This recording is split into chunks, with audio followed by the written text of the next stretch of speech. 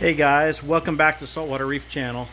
This is Jim. I thought I would give you an update today. Some people have been asking me how do I deal with all the phosphates and nitrates that I have in the tank from my heavy fish load. So I thought I'd give you a little bit up to date to what we did. How the sump and everything is working on this tank. So we've had high nitrates and high phosphates. Nitrates being about, was seeming to hold them to about 25 parts per million, and my phosphates were somewhere between 0.35 and 0.75. So we did a couple things. Knowing that the phosphates and nitrates come down together as part of it, I decided to add a second bar of to my algae scrubber. I was able to make it so now I have actually two bars on my algae scrubber. As you can see, I've got a light in the back, which I need a second light up here. I got two lights in the middle, over the middle section, and I have just two simple floodlights in the front. They're all different. These two are supposedly the aquaculture ones off of Amazon. They seem okay. That one's 300 watts. These are both 600 watts in the middle. And then these two are just some LEDs from, or just warm white LEDs from Lowe's. And you can see they grow algae. You can see the algae. It's not like it's pretty thick on there. So after making this change and adding this second algae scrubber, we added about 80 pounds more rock to the sump area. So we put some here, and then there's actually a little bit of rock, about three or four pieces in that sump right there, just because I ran out of room in here. But as of today, and we've been holding pretty steady now, as my nitrates are now running 5 parts per million.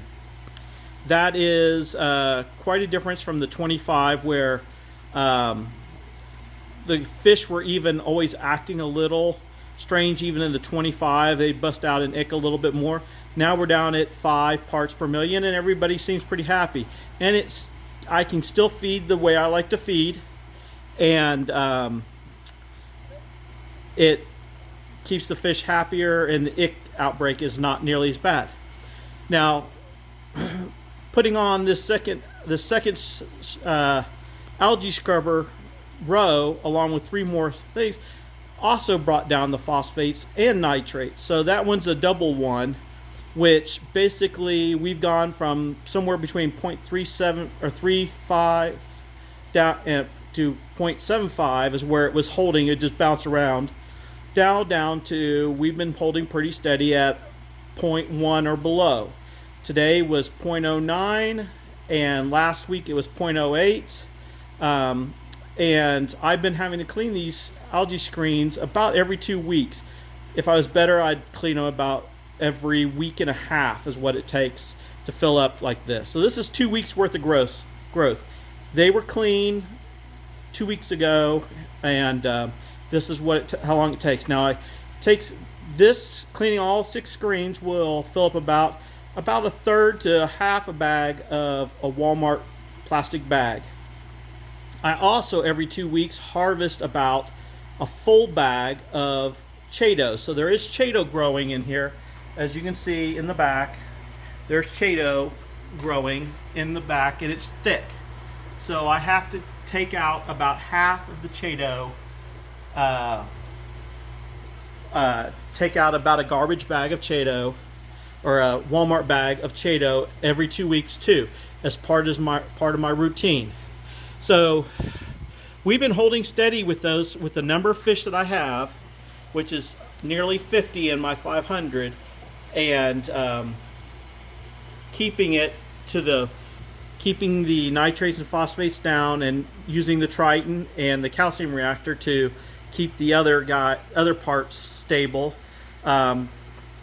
The tank is all in the right parameters for coral growth and everything like that. So I'm going to clean these and probably take some pictures, and they probably be up on my Facebook page about how much I've cleaned and stuff out of this. But yeah, so if you have nitrates and phosphates, I didn't want to keep throwing in GFO. That costs a lot of money just over and over and over again, to keep feeding the GFO, to keep the phosphates down.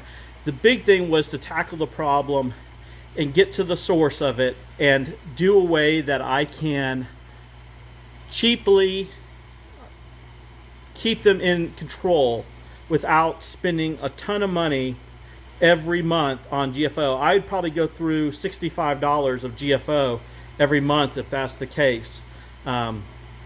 Just trying to keep it in thing. This basically cost me, probably to add this second set of screens, less than 20 bucks. And I don't have any more additional cost except for the lighting for it. And that's pretty easy on me. The maintenance is, like I said, twice a week or twice a month I clean the screens, and it's as simple as it's routed here.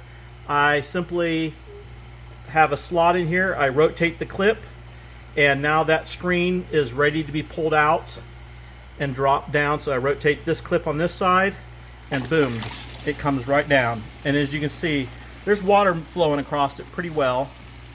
So I'm going to turn off the pumps and start cleaning screens. And I will, like I said, look at the Facebook page to see how much we have in the end of it when we're all said and done. But I'll get this cleaned up, and you can see what it looks like at the end.